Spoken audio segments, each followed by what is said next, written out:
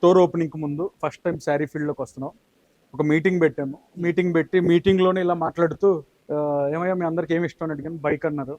సరే 100 డేస్లో ఓన్లీ ఇల్లు అని చెప్పలేదు ఇంకా 100 డేస్లో ఎవరైతే బాగా పెర్ఫామ్ చేసి టాప్ వస్తారో వాళ్ళకి ఒక బైక్ ఇస్తాననేది ఒక ప్రామిస్ చేశాను అనమాట.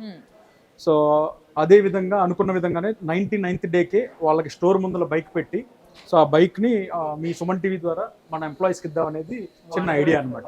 యా, సో ఎందుకు అనిపించింది అంటే సహజంగా ఈ ఫీల్డ్లో అంతా కూడా టార్గెట్స్, ఇంత టార్గెట్ రీచ్ అయితే ఎంత ఇస్తాం, అంత టార్గెట్ రీచ్ అయితే అంత ఇస్తాం అనే ఆ కాన్సెప్ట్లో నేనేమనుకున్నానంటే, మనం ఒక ఇంట్లో ఒక తండ్రిగా ఒక 2-4 పిల్లలు ఉన్నప్పుడు మనం ఏం చెప్తాం అంటే, మీరు ఎవరైతే బాగా చదువుకొని ఫస్ట్ వచ్చి మంచి మార్కులు వస్తాయో మీకు ఇది కొనిపిస్తాం రా, ఆ సైకిల్, వాళ్ళకి కావాల్సిన గేమ్ టాయో ఏదో కొనిపిస్తాం. అలాంటిది మన ఎంప్లాయీస్కి వాళ్ళకి కావాల్సింది ఏంటని అడిగినప్పుడు వాళ్ళు బైక్ అని చెప్పారు. సరే సంపాదించే ₹1 4 పావలాల్లో 1 పావలా మన స్టాఫ్ కోసం ఖర్చు పెట్టడంలో ఎటువంటి తప్పు లేదని చెప్పి, వాళ్ళ ఆనందం కంటే వాళ్ళు ఆనందంగా ఉంటే అంతకంటే మనకి ఏం కావాలనుకొని, సరే మీరు 100 డేస్లో ఎవరైతే బాగా పెర్ఫామ్ చేస్తారో వాళ్ళకి బైక్ గిఫ్ట్గా ఇస్తాను అనుకున్న మాట. వాళ్ళు ఏమనుకున్నారంటే ఏదో సాధారణంగా అందరూ చెప్తారు చేస్తారో లేదో అనుకున్నారు.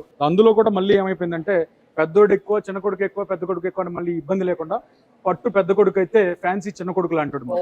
సో వాడు ఫీల్ అవ్వకూడదని చెప్పి సరే పట్టుకి మరి ఫ్యాన్సీకి యాక్టివా.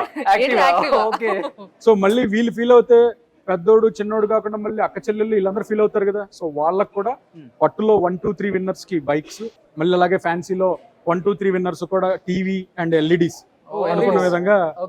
So fridge